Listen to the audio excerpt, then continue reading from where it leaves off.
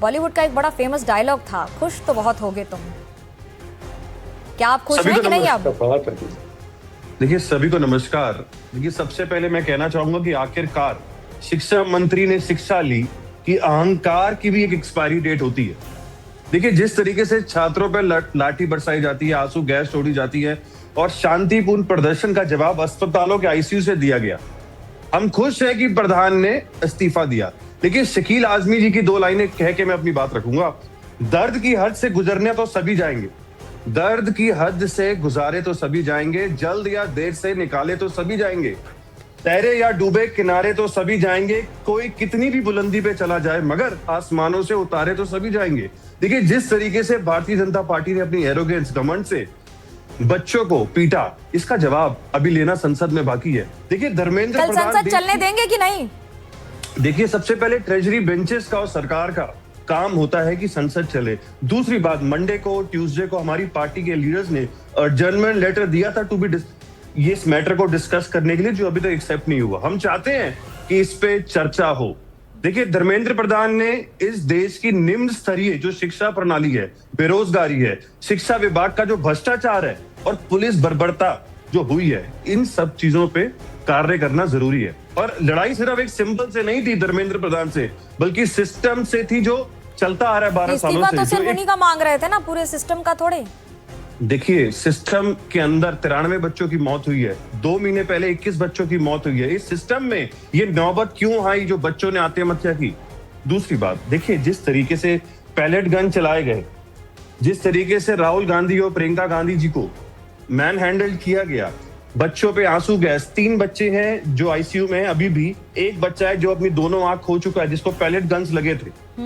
दूसरी बात, देखिए, देश के युवाओं को जीएनजी को मजाक में लिया गया, लेकिन वो डटे रहे। आखिर में सरकार का घमंड टूटा और धर्मेंद्र प्रधान का इस्तीफा हुआ। नेता प्रतिपक्ष राहुल गांधी जी ने 2 बातें इस पर भी आऊंगी आपके पास। 50 वर्ष के युवा थे वहां पर, कलकत्ता में, दिल्ली में, बाकी सब शहरों में जिस तरह के युवा थे और जिस तरह की हरकतें हो रही थी सबके साथ, उस पर भी आऊंगी।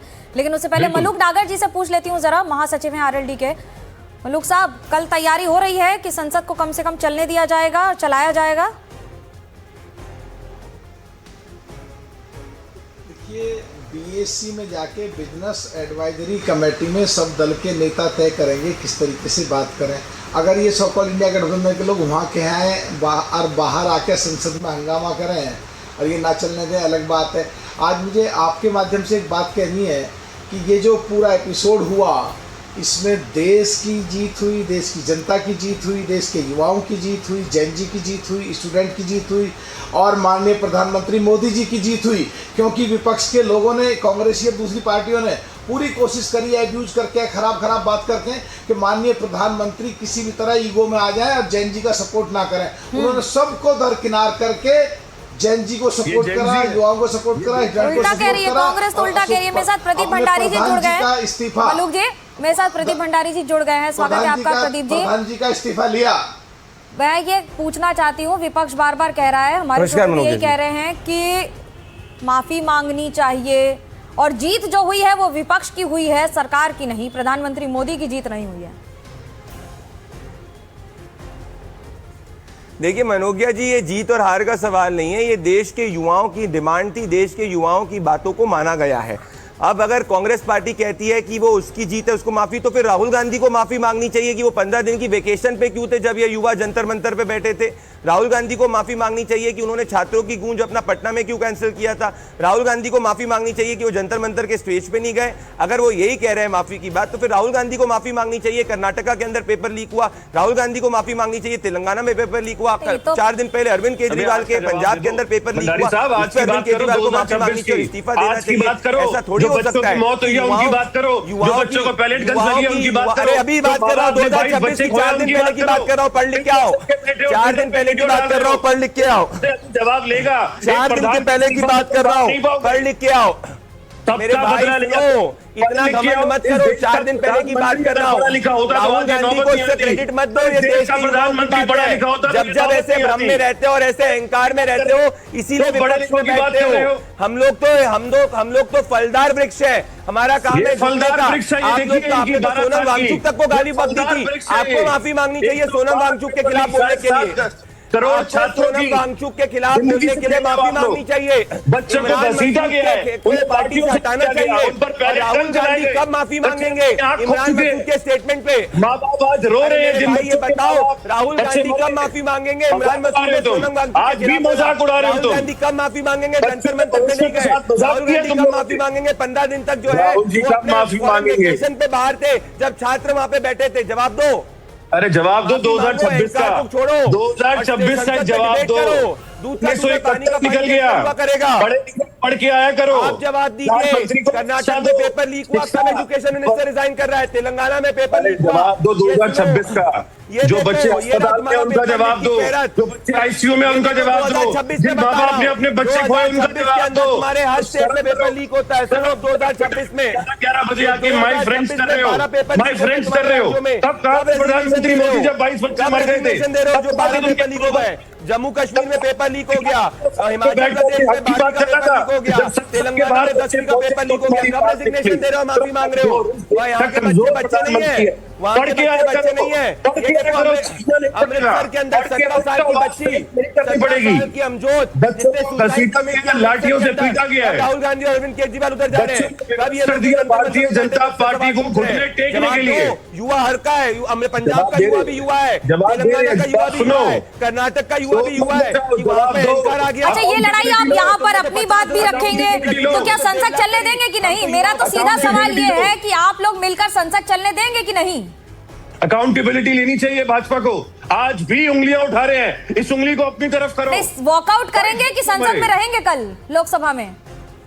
अरे अगर एक उंगली हमारी तरफ करोगे तो पूरा हाथ आपकी तरफ है, 4 उंगली आपकी तरफ है। 1 लाख उंगलियां और हाथ तुम्हारी तरफ थे। 1 लाख उंगलियां और हाथ तुम्हारी तरफ थे, बस तुम्हारी शक्ल बीच में नहीं थी। 1 लाख उंगलियां तुम्हारे ऊपर थी, हाथ थे, बस तुम्हारी शक्ल बीच में नहीं थी। अभी एक इस्तीफा हुआ है, अभी सबका नंबर लगेगा, अभी सबका नंबर लगेगा।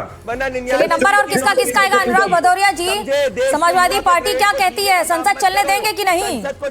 ये समाधान निकलेगा कि संग्राम चलता रहेगा? यहाँ भी लड़ेंगे, वहां भी लड़ेंगे, सब जगह लड़ेंगे? देखिए, साफ बात है, जब किताबों से निकलकर सोच सड़क पे आ जाए तो बदलाव की कहानी लिखती है। वो बदलाव की कहानी छात्रों ने लिखी है।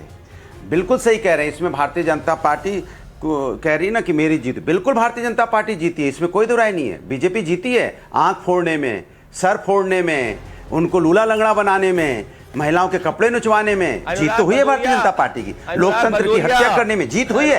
कमाल की बात कर रहे हैं ये कह रहे मेरी जीत है तो जीत हुई है। कह रहे फलदार वृक्ष हैं, ऐसा फलदार वृक्ष जो फल खुद ही खा जा रहा है। जनता देख रही है, फल हमको भी मिलेगा। सरकार का फलदार वृक्ष फल खुद ही खा जा रहे हैं। अरे फलदार वृक्ष, अरे फल जनता के लिए भी तो छोड़ो, छात्रों के लिए भी छोड़ो, किसानों के लिए छोड़ो, युवाओं के लिए छोड़ो। फल खुद ही खा जाएगा फलदार वृक्ष। तो कायगा फलदार वृक्ष है, बता दीजिए मुझे। आगे के पीछे बोलोगे कैसे? देखिए, ऐसे डिबेट नहीं होती। आप अच्छा अनुराग जी, मुझे एक बात बताइए। अनुराग जी, प्रदीप जी आपको रोक रही हूँ मैं। लड़ने नहीं, प्रदीप जी मैं आपको रोक रही हूँ, मुझे ये बताइए अनुराग जी, रखो, हम लड़ने नहीं आए। इसको खत्म करने का इसका क्रेडिट किसका है? आप लड़वा रही हैं, ये भी तो ठीक नहीं है। आप लड़वाने के लिए फिर आप कहेंगे आपको मैं बोलने का मौका नहीं देती हूँ, बताइए। मैं अपनी बात कहना चाहता हूँ। आप उनको तो मैंने रोका, मैं तो आप तो मेरे सबसे प्रिय हैं, आप सुनते ही नहीं है मेरी बात। बताइए, मेरे प्रिय लोग मेरी बात नहीं सुनते हैं। लड़वा रही हैं, हाँ बोलिए। मैं तो सुन रहा हूँ, आप बोलिए तो सही। मैं आपसे ये कह रही हूँ कि क्रेडिट किसका है? समाजवादी पार्टी का, अखिलेश यादव जी का, या फिर राहुल गांधी जी का? किसको मिलेगा इसका श्रेय? अब मैं बता रहा हूँ, ये क्रेडिट जो शब्द है ना, आप इसको बुरा मत मानिएगा। श्रेय ये मीडिया को दिया गया है सरकार की तरफ से, इसको उछालो। ये श्रेय किसको मिलेगा? बोलने दीजिए, आप मुझे बोलने नहीं देंगे, मुझे 10 अरे आपने कहा क्रेडिट जो शब्द है, मैंने शब्द हिंदी में बता दिया। नहीं देंगे तो कैसे? ये अरे सुनिए ना, अरे आप बोलने दीजिए। देखिए, ऐसे नहीं होगा। ये जो क्रेडिट वाला शब्द है ना, ये सरकार की तरफ से मीडिया को दिया गया है। अब इसको उछालिए आप, अब लड़ाइए। समाजवादी, कांग्रेस, आम आदमी पार्टी, छात्रों में लड़ाई पैदा कीजिए।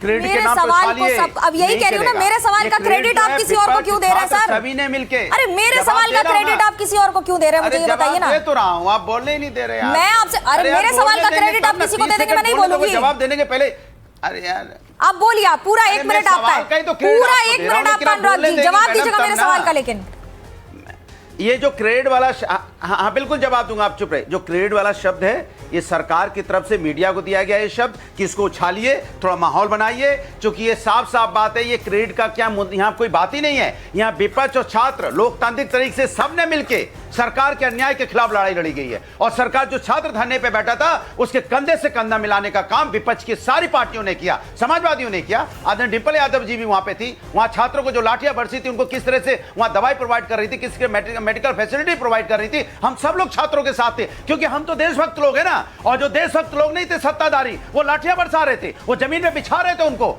तो उनको क्रेडिट कैसे दे देंगे आप सत्ताधारी को? ये विपक्ष और छात्र ने सबने मिलकर इस आंदोलन को मजबूत किया और सरकार को झुकने पे मजबूर किया। ये है यहाँ पे क्रेडिट की बात है ही नहीं, बात है लोकतंत्र जीता है, और लोकतंत्र जीता है तो लोकतंत्र की खुशी में सब लोग नाच रहे हैं। लेकिन यहाँ पे लोकतंत्र जीता है लेकिन तानाशाही हारी है। जो तानाशाही, हम इस्तीफा नहीं होता, हमारी सरकार में इस्तीफा नहीं होता, फिर इस्तीफा देते हैं, फिर क्या कहते हैं, मैं 10 दिन से बहुत व्यथित था, 10 दिन से व्यथित थे। 20 बच्चों ने 2 महीने पहले यहाँ सुसाइड, 2.5 महीने पहले किया था, सुसाइड किया था, तब व्यथित नहीं हुए। आज व्यथित इसलिए हुए क्योंकि छात्र और विपक्ष सब रोड पे आ गया और सत्ता की गिरबान पकड़ ली लोकतांत्रिक तरीके से। अब आपको झुकना पड़ेगा, तो लगा कि सत्ता ही ना चली जाए, हमारे इस्तीफे के चक्कर में सरकारी को पूरा इस्तीफा ना देना पड़ जाए, तब जाके इस्तीफा हुआ है। इस्तीफा ऐसे हुआ क्या? चलिए, तो मैंने सवाल आपसे ये उठता पूछा है था कि राहुल गांधी जी और अखिलेश यादव जी में श्रेय किसको मिलेगा, आप कहीं और ही चले गए।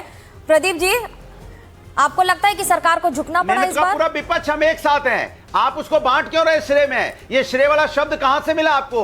ये जो श्रेय मेरी वोकैबुलरी है सर, मीडिया को मैं जवाब श्रेय वाला शब्द उछालो। चलिए, निशांत आनंद जी है, निशांत आनंद जी, डॉक्टर निशांत आनंद, निशांत जी आप इस बात से सहमत है? आप भी बता दीजिए कि श्रेय, तो मुझे ये बता दीजिए ना कि आप फिर अलग अलग पोस्टर, लखनऊ में अलग, दिल्ली में अलग, ये क्यों लगा रहे हैं? निशांत जी, फिर एक ही पोस्टर लगाइए ना सब जगह। देखिए, धर्मेंद्र प्रधान का इस्तीफा इस देश के युवाओं और सत्य की जीत है। पॉइंट नंबर 1, नरेंद्र मोदी की अहंकार हार गया है। और देखिए, एक बात मैं कहना चाहूंगा, प्रदीप भंडारी जो बीच में शोर मचा रहे थे, शिकारी सोच रहा है कि वह शिकारी है, उसे खबर ही नहीं है, अब उसकी भी बारी है। इन सबका नंबर आएगा इस देश के साथ, चाहे युवा हो, चाहे किसान हो, चाहे महिलाएं हो, चाहे गंगा मेरी माँ हो, हर राम मंदिर हो, हर जगह इन डकैतों ने चोरी करी है। तो हमें समझना जरूरी है कि निशांत जी, जवाब मेरा सवाल एक छोटा सा, 2 पोस्टर लग रहे हैं, इसलिए मैंने पूछा कि अखिलेश यादव जी, राहुल गांधी जी, अलग अलग पोस्टर अलग अलग शहरों में लग रहे हैं। जरा बता दीजिए, क्या श्रेय की लड़ाई हो रही है? श्रेय कौन लेना चाहता है, क्यों? ये श्रेय युवाओं को जाता है, कोई भी ऑपोजिशन पार्टी नहीं लेना चाहती, सब साथ में है। देखिए, मैं आपको बीजेपी की तारीफ में 2 लाइनें और कहूंगा। वो बेच रहे हैं भारत को, वो चैन से कैसे सो जाऊं, ये ऑपोजिशन कह रहा है। वो लूट रहे हैं भारत को, मैं चैन से कैसे रह जाऊं। संघर्ष मुझे इस मिट्टी की, सौगंध मुझे इस मिट्टी की, मैं देश नहीं बिकने दूंगा। हम भारतीय जनता पार्टी के सामने देश नहीं बिकने देंगे। सारा विपक्ष एक साथ है, चाहे समाजवादी पार्टी हो, चाहे कम से कम लाइन तो ओरिजिनल रखो यार, लाइन भी चोरी कर रहे हो यार। जवाब देना चाहिए। मनोज्ञा जी, जवाब दे दूं बच्चों को? प्रदीप जी, जवाब दीजिए। आखिरी बात, 5 सेकंड। मनोज्ञा जी, मैं जवाब देना चाहूंगा कि इस बच्चे को पैलेट गन से क्यों मारा गया, इसकी दोनों इसका भी जवाब ले रही हूँ। प्रदीप जी, जो गोलियां चली हैं उस पर तो आरोप लग रहा है ना कि ये सरकार की क्या हाई हैंडेडनेस थी, इसका क्या जवाब है? बताइए प्रदीप जी। पहली बात तो मनोज्ञा जी, कांग्रेसी इतने बड़े चोर हैं, अब मैं इनको सुन, इतने बड़े चोर हैं कांग्रेसी की, लाइन भी अपनी ओरिजिनल नहीं लेके आते, लाइन भी भारतीय जनता पार्टी की कट कॉपी पेस्ट करते हैं। इससे समझ सकते हैं इनकी क्या स्थिति है। देखिए, आपने कहा कि क्या सरकार को झुकना पड़ा, क्या चीज इस देर, देखिए मैं इनको नहीं बीच में बोल रहा था, मनोज्ञा जी प्लीज मुझे बोलने दीजिए, मैं इनकी सब बात सुन रहा था। मैं कह रहा हूं कि 100 बार भी अगर मनोज्ञा जी झुकना पड़े इस देश के भलाई के लिए तो हम करेंगे, क्योंकि हम इस देश को विकसित भारत बनाना चाहते हैं। हम कांग्रेस नहीं है कि इमरजेंसी लागू कर दो।